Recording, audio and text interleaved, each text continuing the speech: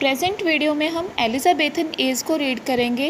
Elizabethan as में कैसी political conditions थी, इस एज की क्या विशेषताएं थी और साथ ही साथ इस एज का लिटरेचर में क्या योगदान रहा, या इस एज के लिटरेचर को भी इस वीडियो में हम डिस्कस करने वाले हैं। हालांकि एलिज़ाबेथन एज बहुत ही लेंथी है और इसे एक वीडियो में कवर करना बहुत डिफ़िकल्ट है, इसीलिए इसे हम एक वीडियो में ना कवर करके इसके पार्ट्स में इसको कवर करेंगे। तो आज के इस वीडियो में हम एलिज़ाबेथन एज के पॉलिटिकल बैकग्राउंड और कैरेक्टरिस्टिक ऑफ एजेस को कम्प्लीटली डिस्कस करेंगे और लिटरेचर का एक ओवरव्यू लेंगे, ताकि हम नेक्स्ट लेक्चर से लिटरेचर ऑफ द एज को कम्प्लीटली डिस्कस करना स्टार्ट कर सकें। लेकिन इस टाइम के लिटरेचर को समझने से पहले इस टाइम की पॉलिटिकल कंडीशंस को और दूसरी कैरेक्टरिस्टिक्स को समझना काफ़ी ज़रूरी है। इसीलिए हम एलिज़ाबेथन एज के इन दोनों एस्पेक्ट्स पर भी पूरा फोकस करेंगे। क्वीन एलिज़ाबेथ के असेशन जो कि 1558 में हुआ था, के साथ ही एलिज़ाबेथन एज की स्टार्टिंग हो जाती है। लेकिन फिर भी एलिज़ाबेथन एज को 1550 से स्टार्ट माना जाता है और 1625 तक का जो टाइम पीरियड है वो इस एज में इंक्लूड किया जाता है। क्वीन एलिज़ाबेथ की डेथ 1603 में हो जाती है और 1603 में उनकी डेथ के बाद किंग जेम्स वन का रूल इंग्लैंड पर स्टार्ट हो जाता है। तो इसी एज में क्वीन एलिज़ाबेथन एज में ही एक और पार्टीशन एज का कर दिया जाता है। 1603 से किंग जेम्स वन के रूल के स्टार्ट होने की वजह से इस एज को जैकोबियन एज के नाम से जाना जाने लगा। तो इस तरह से 1603 से 1625 तक का जो टाइम पीरियड है उसे हम जैकोबियन एज के नाम से भी जानते हैं।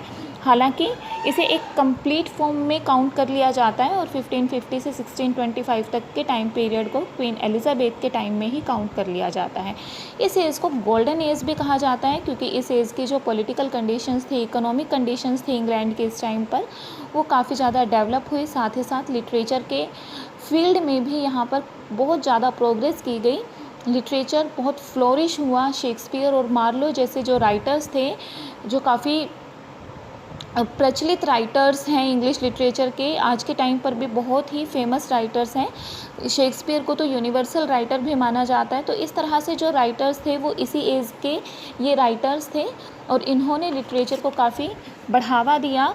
तो इस वजह से इस एज को गोल्डन एज का नाम भी दिया गया है। और जैसा कि जो शेक्सपियर है वो क्वीन एलिज़ाबेथ के टाइम में भी अपने वर्क्स को इंक्लूड करते रहे लिटरेचर में, और साथ ही साथ किंग जेम्स वन की एज में भी करते रहे। तो क्वीन एलिज़ाबेथ से किंग जेम्स वन की जो एज है उस सारी एज को इंक्लूड किया जाता है शेक्सपियरियन एज में भी। तो हम कह सकते हैं कि एलिज़ाबेथन एज, शेक्सपियरियन एज, या फिर जैकोबियन एज, या अगर हम कहें golden age in English literature, ये सारी की सारी इसी टाइम पीरियड से बिलोंग करती थी। जैसे क्वीन एलिज़ाबेथ का रूल स्टार्ट होता है तो वो पाती हैं कि उनकी जो किंगडम थी, यानी जो इंग्लैंड था, वो अपने आप में ही एक दूसरे के खिलाफ बटा हुआ था। जो नॉर्थ पार्ट था इंग्लैंड का वो लार्जली कैथोलिक्स लोग वहाँ पर ज़्यादा थे, और जबकि जो साउदर्न कंट्रीज़ थी इंग्लैंड में वहाँ पर प्रोटेस्टेंट थे, और ये दोनों एक दूसरे के खिलाफ थे, एक दूसरे के अगेंस्ट थे, विरोधी थे। और इसके अलावा इंग्लैंड के अंदर जो स्कॉटलैंड था वो रिफॉर्मेशन को फॉलो कर रहा था, और जबकि जो आयरलैंड था ये अपनी ओल्ड ट्रेडिशंस को फॉलो कर रहा था। तो इस तरह से जो पूरा इंग्लैंड था वो अलग अलग पार्ट्स में रिलीजन की वजह से बटा हुआ था, और यही कारण था कि जो रिबेलियन की कंडीशंस थी वो वहाँ पर उत्पन्न हो चुकी थी इंग्लैंड के अंदर। लेकिन क्वीन एलिज़ाबेथ ने दोनों ही रिलीजियस पार्टीज़ को फेवर किया, चाहे वो कैथोलिक्स थे या प्रोटेस्टेंट थे। उन्होंने पहले के रूलर्स की तरह से किसी एक को ज़्यादा फेवर ना देकर दोनों ही पार्टीज़ को, कैथोलिक्स को और प्रोटेस्टेंट को फेवर कर दिया।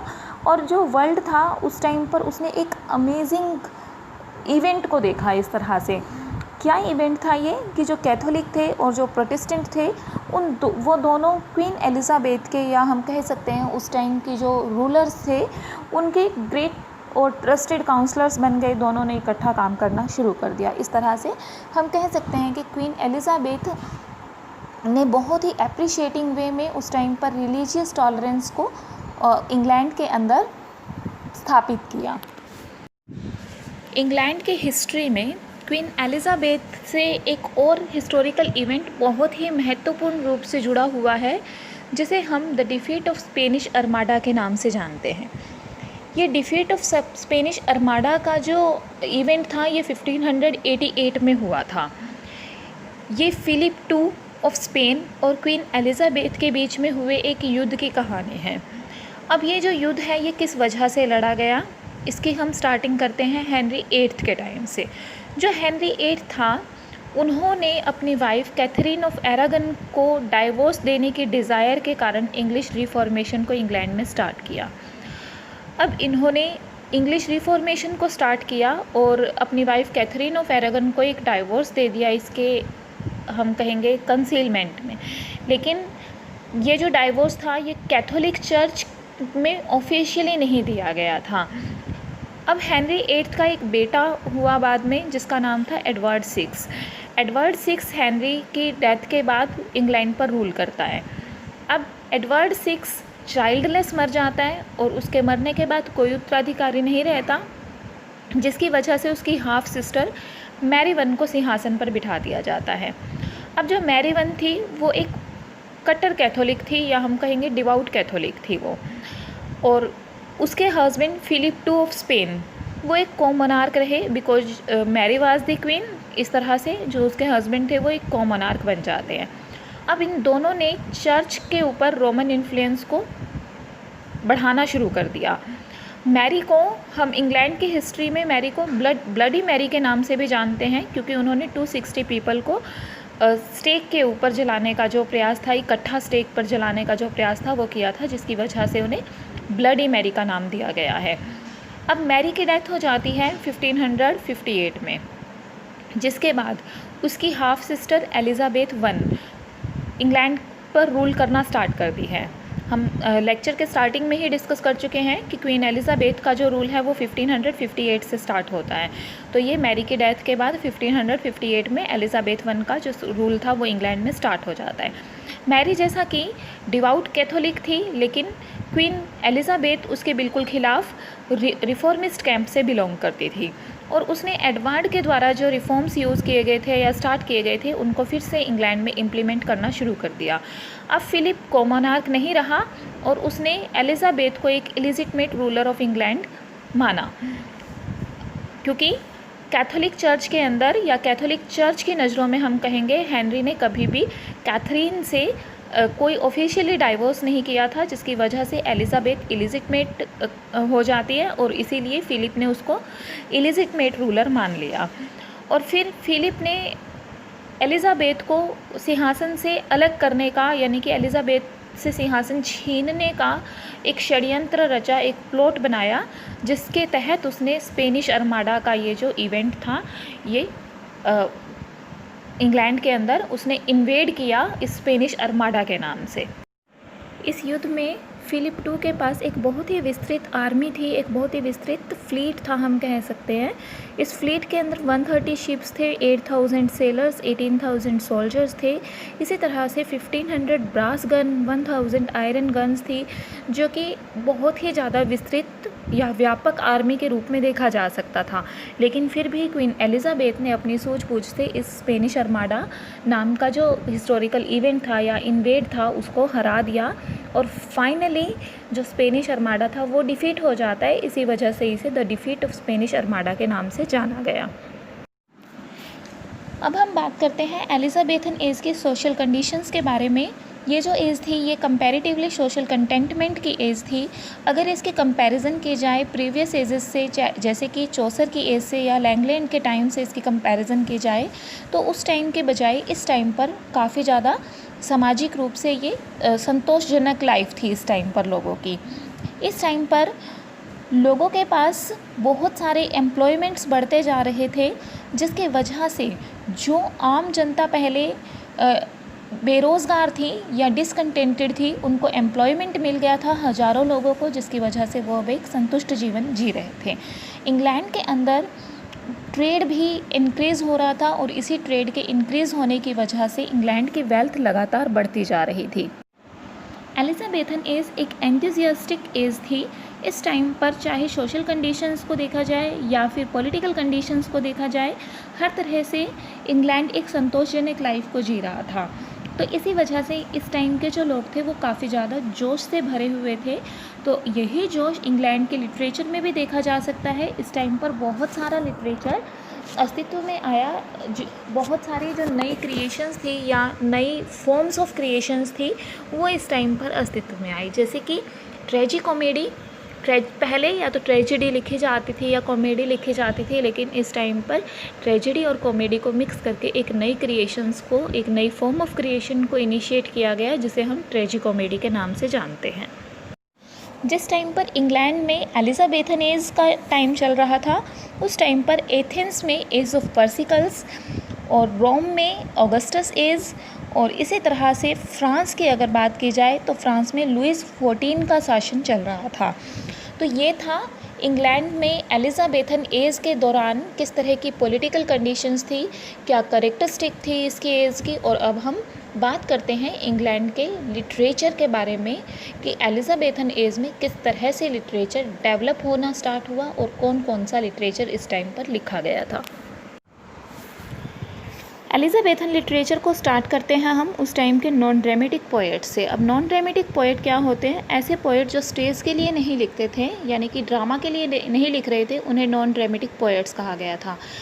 मीनिंग कुछ पोएट्स या कुछ राइटर्स थे जो ड्रामा के लिए लिखते थे, जैसे कि शेक्सपियर ने भी लिखा ड्रामा के लिए, दैट मीन्स स्टेज के लिए लिखा उन्होंने।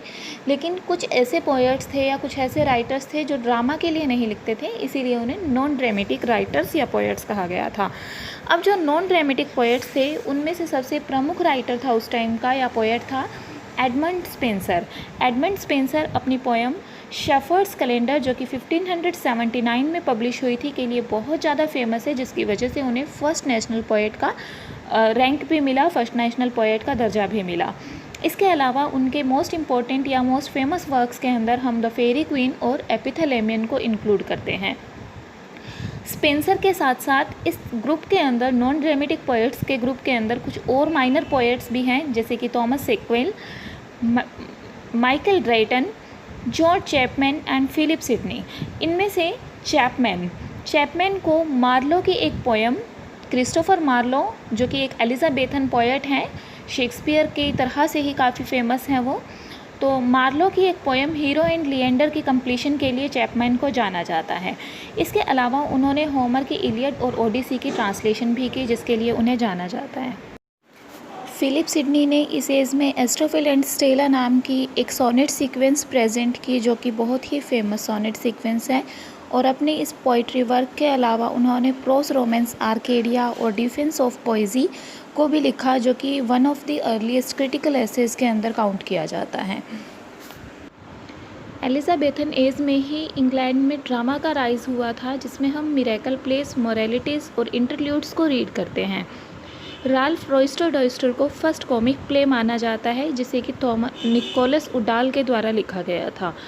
इसी तरह से first true English comedy grammar Gurton's Needle को माना जाता है, और फर्स्ट ट्रू ट्रेजेडी को गोरबोडक को माना जाता है। Gorboduc was written by Thomas Norton and Thomas Sackville. इसके बाद हम बात करते हैं द फेमस राइटर शेक्सपियर की। शेक्सपियर के बारे में इस एक वीडियो में डिस्कस करना बहुत ही मुश्किल है, इसलिए हम शेक्सपियर को लेके एक अलग से वीडियो क्रिएट करेंगे। शेक्सपियर ने अपने वर्क्स की जो इंस्पिरेशन थी वो कुछ प्रीडिसर से ली थी अपने, जैसे कि Lyly, Kyd, Thomas Nashe, George Peele, Thomas Greene और क्रिस्टोफर मार्लो से। शेक्सपियर ने अपने लाइफ स्पेन में टोटल 154 सोनेट्स लिखे, इसके अलावा 37 प्लेस भी लिखे। इन 37 प्लेस के अंदर tragedies, comedies, historical place, romances, ट्रेजी comedies सभी इंक्लूडेड थे। जैसा कि उन्होंने अपने प्रोड्यूसर्स से अपने राइटिंग के लिए इंस्पिरेशन ली और अपने राइटिंग कैरियर में काफ़ी सारे एक्सपेरिमेंट्स किए। तो अगर हम ट्रेजेडी की बात करते हैं तो उन्होंने ट्रेजेडी के लिए इंस्पिरेशन क्रिस्टोफर मार्लो से ली।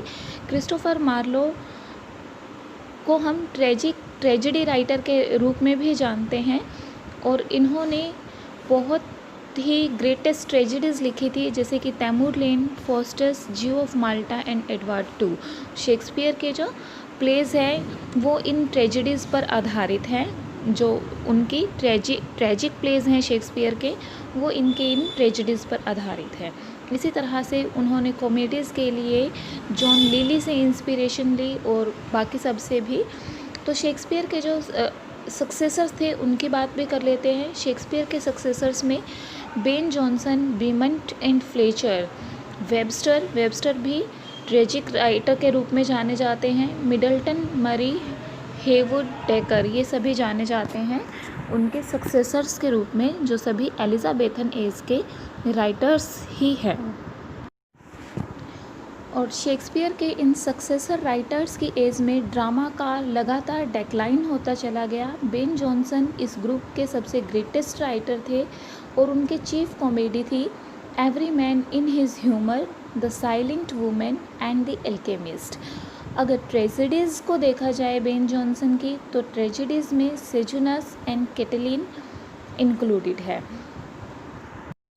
एलिजाबेथन एज के प्रोस राइटिंग में एक प्रोस राइटर, बहुत सारे प्रोस राइटर्स थे जिनमें से Bacon, Francis Bacon most notable writer है।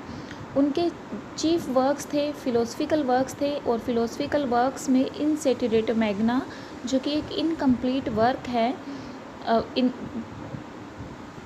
इंक्लूडेड है। और इसके अलावा advancement of learning and Novum ऑर्गेमम भी फ्रांसिस बेकन के ही वर्क हैं, लेकिन उन्हें चीफली उनके एसेस के लिए जाना जाता है। फ्रांसिस बेकन को इंग्लिश लैंग्वेज में लिखने वाले एसेस का फर्स्ट राइटर माना जाता है, या हम कह सकते हैं कि he is the first essayist in English language. Minor pros writers की बात की जाए तो माइनर प्रोस राइटर्स में इस एज में रिचर्ड हुकर, जॉन फॉक्स और हिस्टोरियन कैडमन एंड नॉक्स, ये सभी इंक्लूडेड थे। और हकल्यूट एंड परचाज ने हमें हिस्टोरिकल एक्सप्लोरेशंस के अकाउंट्स प्रेजेंट किए। इसी तरह से थॉमस नॉर्थ प्लूट्रिक्स लाइव्स के ट्रांसलेटर के रूप में इस एज में लिटरेचर में अपना योगदान दे चुके थे। तो ये था एलिजाबेथन एज का पॉलिटिकल बैकग्राउंड और इसके साथ साथ लिटरेचर का एक ओवरव्यू। लिटरेचर का हमने एक समरी के रूप में ओवरव्यू इस वीडियो में किया है, और नेक्स्ट वीडियो में हम लिटरेचर की 1 by 1 राइटर्स की हेल्प से या 1 by 1 फॉर्म्स की हेल्प से कंप्लीट डिस्क्रिप्शन स्टार्ट करेंगे।